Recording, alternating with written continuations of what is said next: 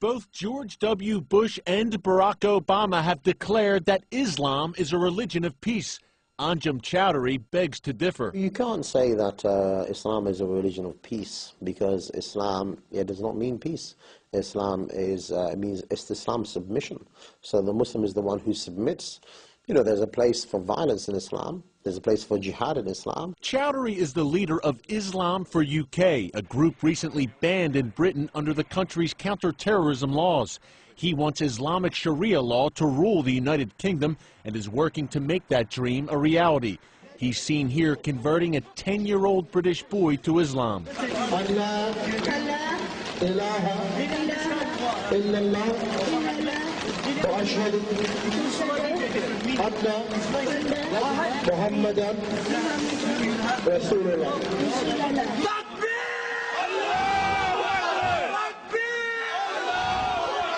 Islamic radicals in the United States are usually pretty savvy. They wear suits and ties. They speak, at least publicly, in moderate tones.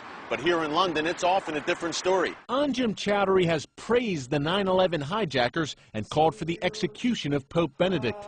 Chowdhury told CBN News his group is a nonviolent political and ideological movement that resides in the UK under a covenant of security. Yet he openly praises violent jihad. The Quran is full of, jihad is the most talked about duty in the Quran after Tawheed, belief.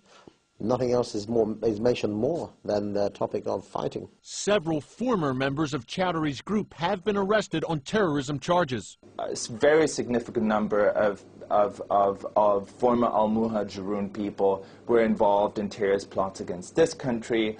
A number of people have actually gone to Afghanistan, joined the Taliban, and died fighting for the Taliban. Chowdhury refuses to condemn acts of terror, including 9/11 and the July 7, 2005 London bombings, which killed 52 people. What were your thoughts on the 7/7 bombings? Did you condemn them? Did you support them? For the people who carried it out, it was legitimate. If you look at the will of Muhammad Siddiq Khan and Shajaraat Tanveer, they will justify, and they will bring many verses from the Quran and many statements to say that that's the Islamic argument. And it's a difficult Islamic argument to refute, and there are many scholars who support that argument as well. Chowdhury says his group is merely following core Islamic teachings.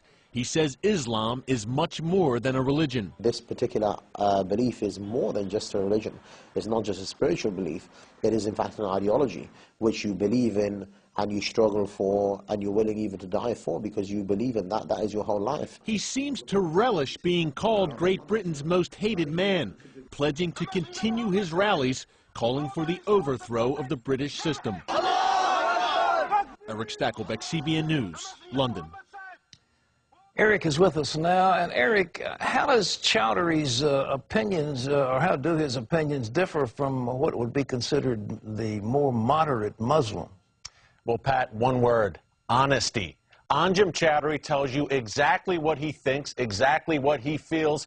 He wants Islamic Sharia law. He supports jihad, and he doesn't like Christians and Jews. And he'll tell you that to your face, Pat. It's a lot different than here in the U.S. You know, I've interviewed so many Muslim leaders, supposedly moderate Muslim leaders here in the U.S., who tell me one thing on camera, but behind the scenes, when they're talking to fellow Muslims, they say quite another thing. It's the old Yasser Arafat rule, Pat. Say one thing to a Western audience, another thing to a Muslim audience.